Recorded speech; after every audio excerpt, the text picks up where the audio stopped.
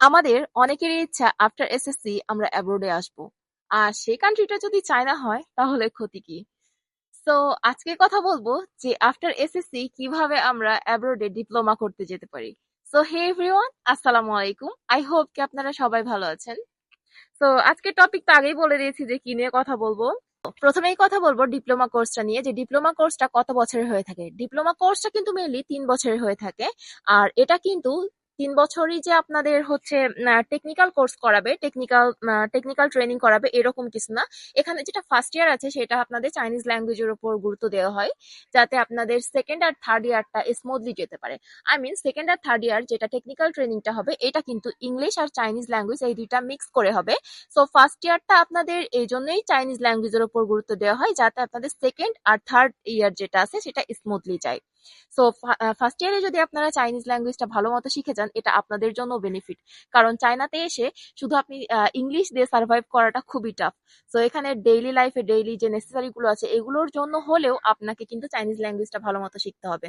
So এটা কিন্তু খুবই বেস্ট একটা অপরচুনিটি। অ্যান্ড দেন কথা বলবো স্কলারশিপ নিয়ে, কারণ আমরা যখন কোনো কিছুতে অ্যাপ্লাই করি তখন আমরা এটাই দেখি ফার্স্টে যে হ্যাঁ, স্কলারশিপ দিবে কিনা।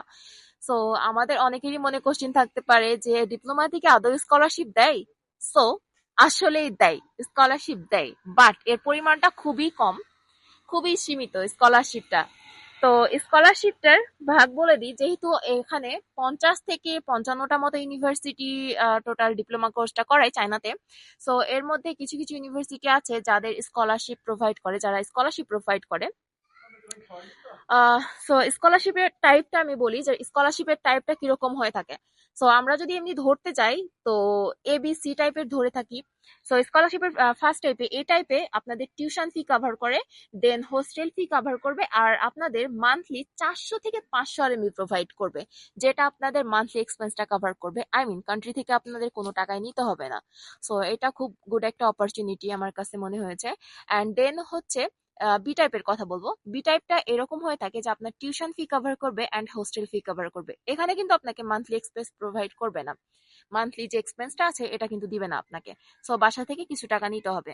অ্যান্ড টাইপ সি যেটা আছে সেটা আপনার শুধু টিউশন ফি কভার করবে। এখানে আপনার যে হোস্টেল ফি আছে বা ডরমেটরি ফি আছে, যেখানে আপনারা এসে থাকবেন চায়নাতে, ওইটার টাকা আপনাদের প্রোভাইড করতে হবে পার ইয়ার। আর আপনাদের যে মান্থলি এক্সপেন্সটা আছে, আই মিন খাবারের যে টাকাটা, ওটা আপনাদের দেশ থেকে নিতে হবে।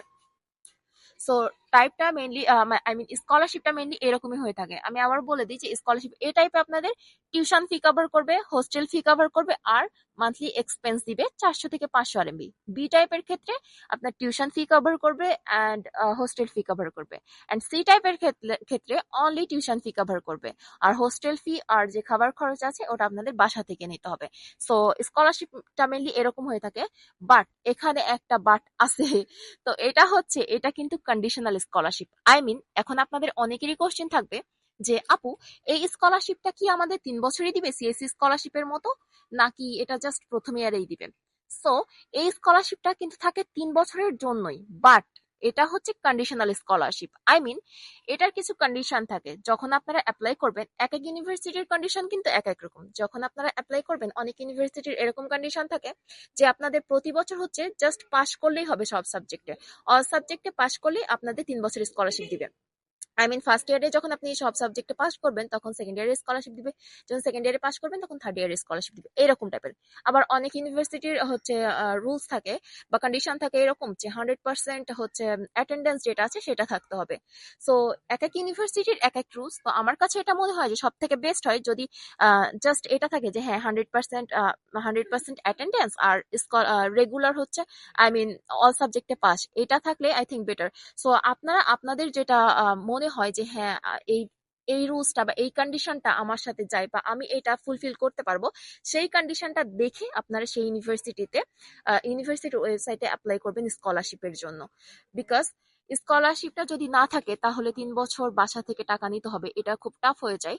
সো যেই কন্ডিশনটা ইজি হবে আপনার জন্য আপনি সেটাতেই যাবেন, আর সেটাতে আই থিঙ্ক স্কলারশিপটা ধরে রাখা খুব ইজি হবে। সো 3 বছর স্কলারশিপটা ধরে রাখা খুব একটা টাফ না। আপনারা যদি ভালো মতো পড়ালেখা করেন, ভালো মতো অ্যাটেন্ডেন্স দেন, আই মিন যদি আপনার রেগুলার ক্লাসে যান তাহলে এটা কিন্তু ইজি হয়ে যায়। বাট বারবার বলে দিচ্ছি যে ইউনিভার্সিটির ওয়েবসাইটে যেয়ে চেক করে নেবেন যে তাদের কন্ডিশনটা কি, কারণ এক এক ইউনিভার্সিটির কন্ডিশন কিন্তু এক এক রকম থাকে।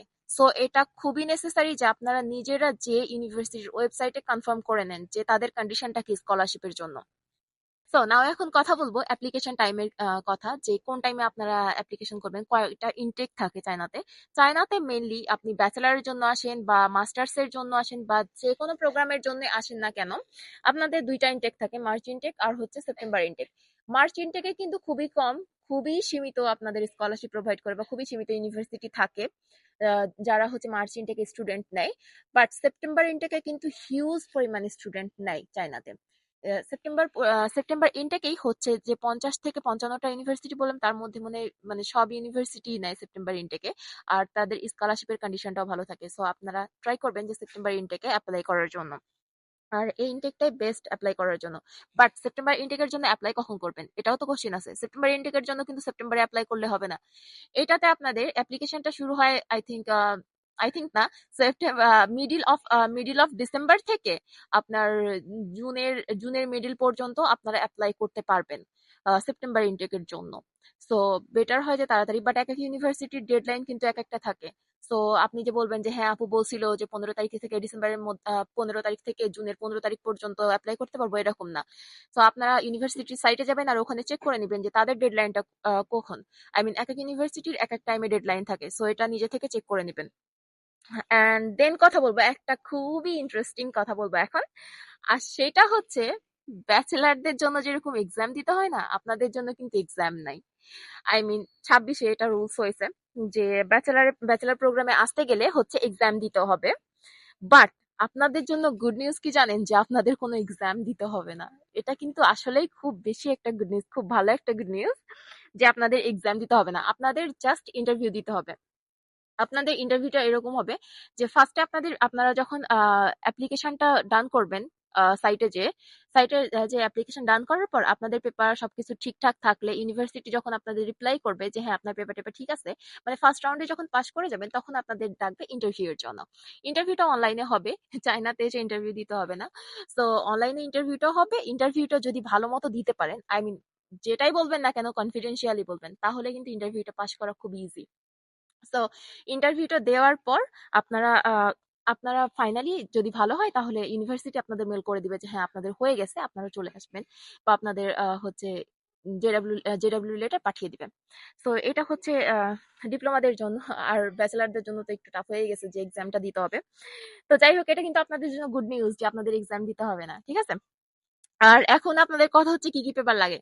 তো ব্যাচেলারের জন্য একটা ভিডিও দিছিলাম 2 দিন, 2 দিন না, 2 সপ্তাহ আগে আই থিঙ্ক, যে ব্যাচেলারদের জন্য কি কি পেপার লাগে। তো ব্যাচেলারদের জন্য যে যে পেপার লাগে ওই পেপারগুলোই লাগবে। এখন বলবেন যে আমার তো এইচএসসি এর হচ্ছে সার্টিফিকেট আর ট্রান্সক্রিপ্ট নাই।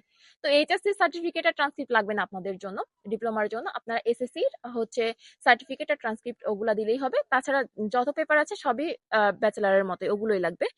এখানে একটা কাজ আপনারা করতে পারেন যে 1.5 মিনিট বা 2 মিনিটের জন্য একটা সেলফ ইন্ট্রোডাকশন ভিডিও বানিয়ে রাখতে পারেন। এটা অনেক ইউনিভার্সিটিতে চাই যে সেলফ ইন্ট্রোডাকশনের একটা ভিডিও।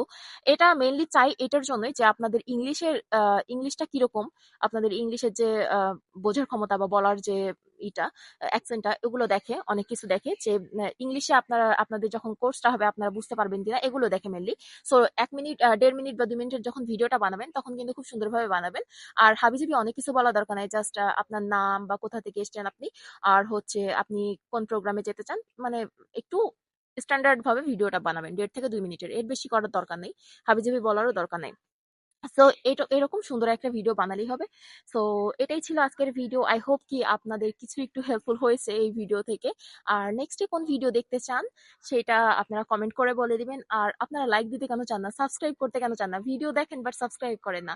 সো আর ভিডিওটা কিন্তু শেয়ার করে দিবেন। হ্যাঁ, অনেকেই আছে যারা আপনার ফ্রেন্ডরা আছে বা আপনার অন্য কেউ কাজিনরা থাকতে পারে, তাদের মাঝে ভিডিওটা শেয়ার করে দিবেন। আই হোপ কি তাদেরও হেল্পফুল হবে এই ভিডিওটা দেখে। কারণ কাজিন মিলে যখন দুইজন একসাথে আসবেন তখন চায়নাতে সার্ভাইভ করাটাও ইজি হবে। কারণ এখানে এসে একজনকে পাওয়া খুবই টাফ যে হ্যাঁ আপনার মনের মতো কেউ থাকবে। সো আপনি যদি কাজিনদের সাথে আসেন বা আপনার ফ্রেন্ডের সাথে আসেন তাহলে আপনার সময়টাও ভালো কাটবে। আপনারা একসাথে পড়ালেখা করলে আপনাদের স্কলারশিপ দুজনেরই পাওয়া ইজি হয়ে যাবে। সো ভিডিওটা বেশি বেশি করে শেয়ার করে দিবেন, আর লাইক করে দিবেন, কমেন্ট করবেন, আর চ্যানেলটাকে প্লিজ সাবস্ক্রাইব করে দিবেন। সো ভালো থাকবেন, আল্লাহ হাফিজ।